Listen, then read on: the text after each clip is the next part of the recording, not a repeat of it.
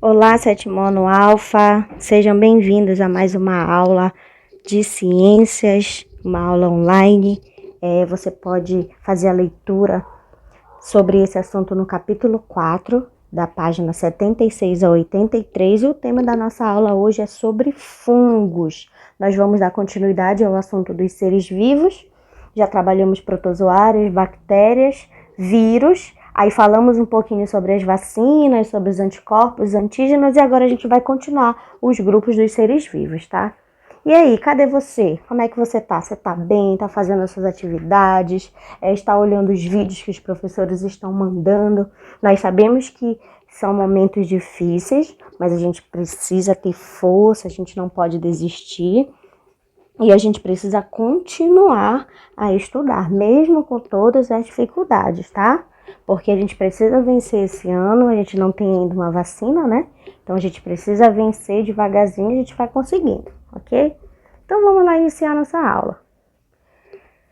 Micologia é a ciência que estuda os fungos. Então os fungos, eles fazem parte de uma ciência chamada de micologia, não é o estudo dos micos não, tá? Se eu ouvir falar em micologia, é o estudo dos fungos, por isso que a gente tem micoses. Micoses vem de micologia, são os termos associados aos fungos. E os fungos estão inseridos no reino fungi. Vamos lá para as características dos fungos. Os fungos possuem diversas características, vocês vão perceber que eles são organismos muito próximos a nós. São aclorofilados, não tem. O que é que eles não têm? Clorofila, tá? Não realizam fotossíntese, diferentemente de muitas pessoas que acham que fungos são plantas, não são. Inclusive, eles estão bem mais próximos às características da gente do que das plantas, tá? São organismos heterotróficos, ou seja, não são capazes de produzir seu alimento, portanto, precisam sair em busca desse alimento. São eucariontes, ou seja, as suas células possuem o envoltório nuclear, carioteca. Podem ser uni- ou pluricelulares. Alguns são formados por uma célula, outros são formados por várias células. A sua nutrição é por absorção. O que é a nutrição? Estou falando de alimentação. A alimentação, eles liberam uma toxina em cima daquele ser vivo ou daquela matéria orgânica que ele está se reproduzindo. E essa toxina começa a sintetizar, decompor, né, ali aquele alimento, e aí ele vai se alimentando, tá? Absorve depois, né, os nutrientes e as substâncias. Decompositores ou parasitas. Falou em fungos, tem que lembrar que são decompositores. Quem são os decompositores? Fungos e bactérias. A gente sempre falava sobre isso, né? Então, eles são decompositores, eles decompõem a matéria orgânica e devolvem ao ambiente, aos produtores, minerais e nutrientes para que aconteça aí de novo as cadeias alimentares, né? E às vezes eles são considerados parasitas. Quando os fungos encontram um organismo vivo e não restos de organismos, eles são considerados parasitas. Além disso, são bioindicadores, indicam se determinado ambiente está sofrendo alguma ação, ou seja, assim, uma floresta de repente sumir todos os fungos daquela floresta, significa que alguma coisa está errada, ou seja, são bioindicadores. Possui reprodução assexuada e sexuada, sexuada com a troca de gametas, né? E assexuada vai acontecer por brotamento e por esporulação, ou seja, vão produzir esporos e brotos, certo? E uma importância econômica e ecológica. Importância econômica, vocês vão ver que eles estão muito próximos da nossa vida cotidiana, certo? E a importância ecológica porque eles estão aí no ambiente, são os decompositores. Essas são as características gerais dos fungos. E onde nós podemos encontrar os fungos, né? Qual o seu hábitat natural? Eles podem ser encontrados em água doce, água salgada, no solo, matéria orgânica em decomposição, podem estar parasitando, por isso que eu coloquei essa imagem de uma micose no pé, né? Nesse momento ele não é decompositor, é um parasita, está comendo a matéria orgânica viva ainda, né? E se você observar essa planta, ela está sofrendo uma praga, o nome dessa praga é ferrugem, né? Alguns fungos, eles atuam como pragas, parasitas e acabam devastando algumas plantações.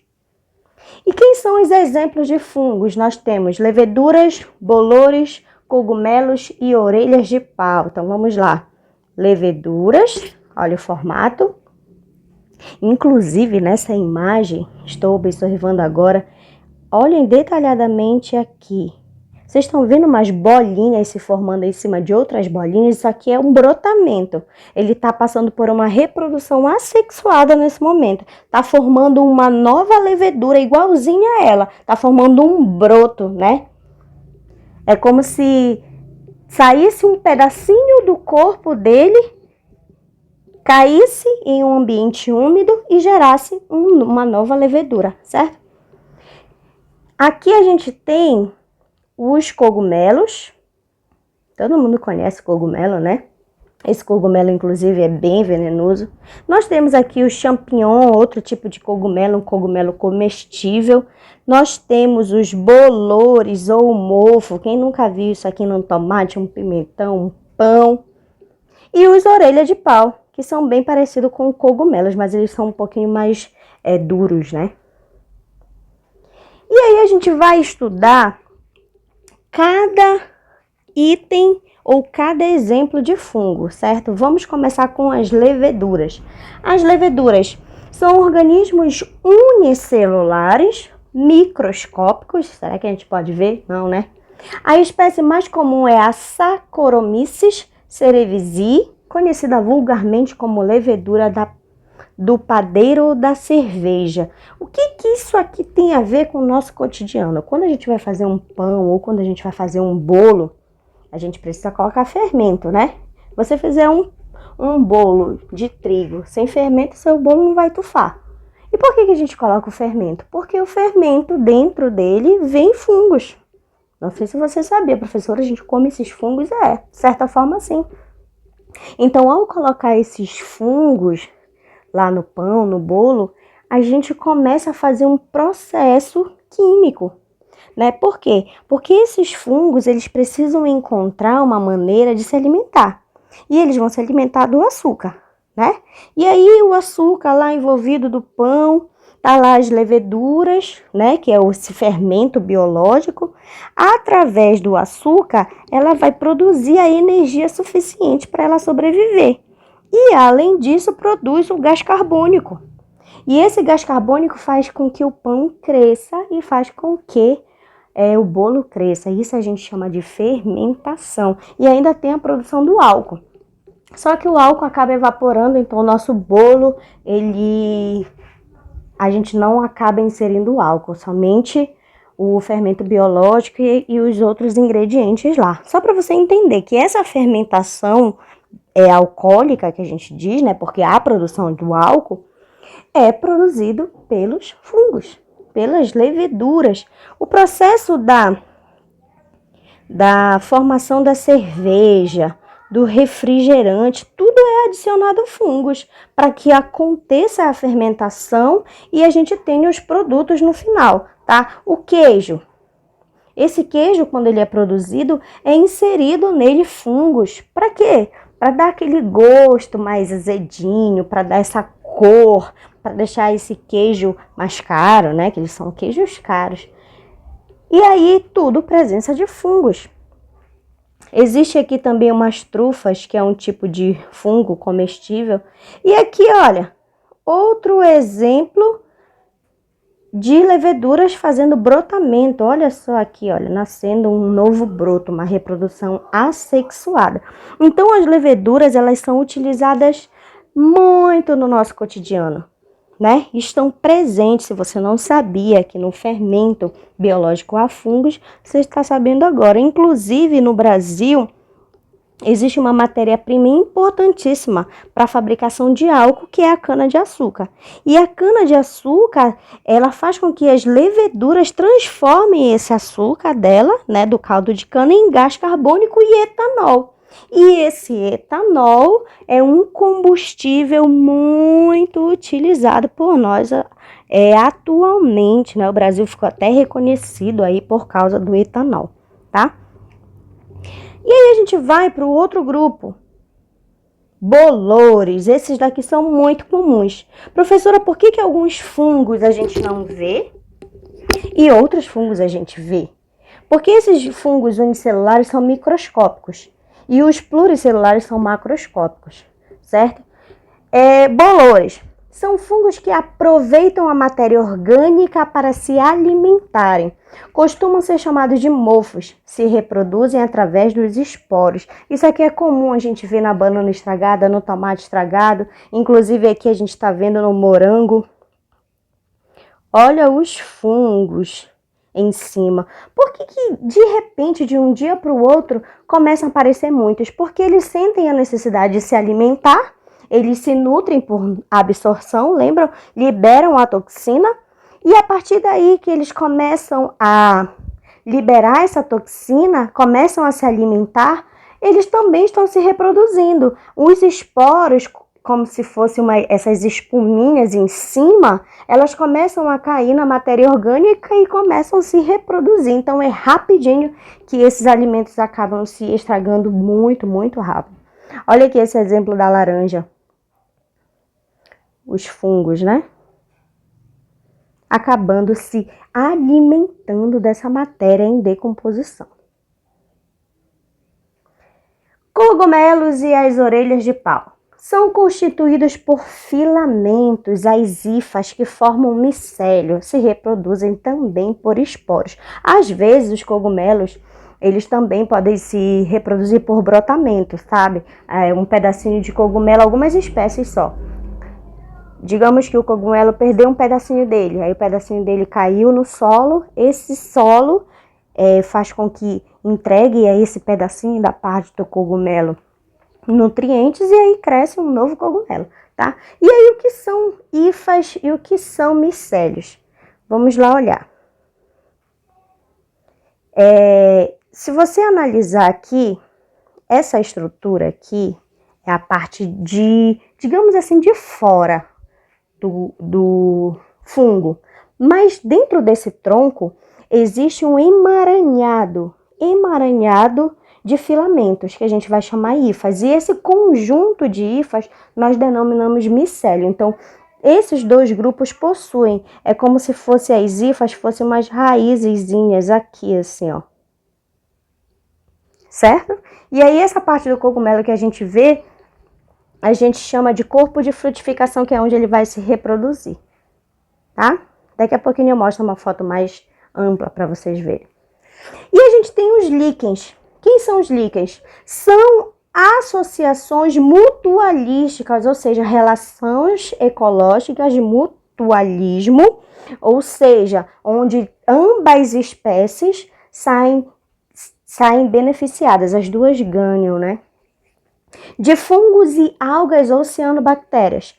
As algas realizam a fotossíntese e parte do açúcar, acabou que ficou sem aqui, as algas realizam a fotossíntese e a parte do açúcar vai ser devolvido para quem? Para os fungos, tá? Como é que acontece? A planta tá ali, a alga, né, ou a cianobactéria realizando a fotossíntese, ela libera o açúcar. E aí o fungo, que é esperto, o que ele faz? Retém um pouco desse açúcar para ele se alimentar. Em contrapartida, ele acaba entregando para as algas e cianobactérias proteção. E aí forma o que a gente vê nessas imagens. Aí, com certeza vocês já viram isso. É um emaranhado, é uma mistura de algas com fungos. E tem de todas as cores, inclusive esses vermelhinhos, eles utilizam até para fazer corante, tá? Então, quando você passar por aí em um tronco de árvore e ver essas, como se fossem essas casquinhas, vocês já vão saber, olha, isso são líquens, são misturas de algas com fungos. Olha aqui que eu falei para vocês. As hifas, desculpa, eu tenho aqui as hifas e o conjunto das hifas forma o micélio. E aqui em cima do cogumelo que a gente vê o corpo de frutificação, que é onde ele vai liberar os esporos para se reproduzir. E aí a gente vem para os fungos e o homem. Gente, os fungos, assim como ele é benéfico, ele também pode ser maléfico. Benéfico porque ele tem aquela importância lá, né? Dos queijos, da comida, do refrigerante, até mesmo da bebida alcoólica, que não é o nosso caso, né? Mas ele também tem lá seus pontos negativos. Por quê? Porque ele pode ocasionar doenças. Isso aqui é uma micose na unha, né? Uma micose na unha. E aqui o conhecido pé de atleta, aquela frieira. Os fungos estão somente se alimentando. Encontrou um pé molhado, úmido, não secou direito, ambiente propício para ele sobreviver. A unha fica molhada, às vezes, ambiente propício para se desenvolver. Só para você ter uma ideia, eu não sei se você já ouviu falar de uma doença chamada de sapinho, que dá em bebezinho. Aquele sapinho que deixa a língua toda branca, aquilo é um tipo de candidíase, uma candidíase oral. E é um tipo de fungo, né? É um fungo que dá na boquinha dos bebês. Às vezes as pessoas vão lá e beijam na boca e acabam transferindo esse fungo para essas crianças. E aqui eu coloquei ainda a importância que eles têm sobre essa importância econômica que eu já havia falado, certo?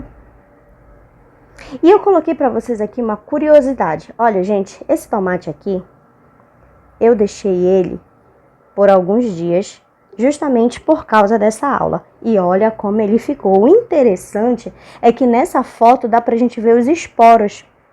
Uns pontinhos pretos em cima dessa parte de fumacinha branca. Aqui assim, ó. Estão vendo os pontinhos pretos?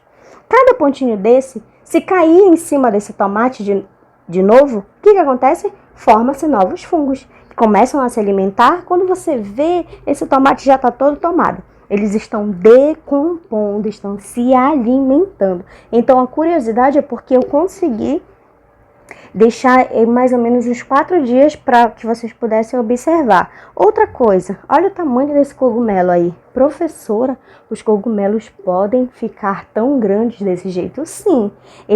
As hifas começam a emaranhar-se pelo solo e vão como se fossem raízes. Esses micélios crescem e aí o cogumelo aqui em cima cresce também. Só para você ter uma ideia, o maior ser vivo do mundo é um fungo. Ele está lá nos Estados Unidos e ele equivale a uma área gigantesca, porque os seus micélios emaranharam-se no solo e ele acabou tomando conta assim, de um parque bem grande. Se você quiser ver, é só você jogar lá na internet qual é o maior ser vivo do mundo. Você vai ver que é um fungo, certo? Turma, essa aula foi para a gente entender as principais características dos fungos, certo? Agora você vai resolver a atividade avaliativa que eu passei, é uma atividade prática. Você vai ter as opções para escolher as suas atividades e depois enviar para mim. Qualquer dúvida é só me chamar no chat e até a próxima aula.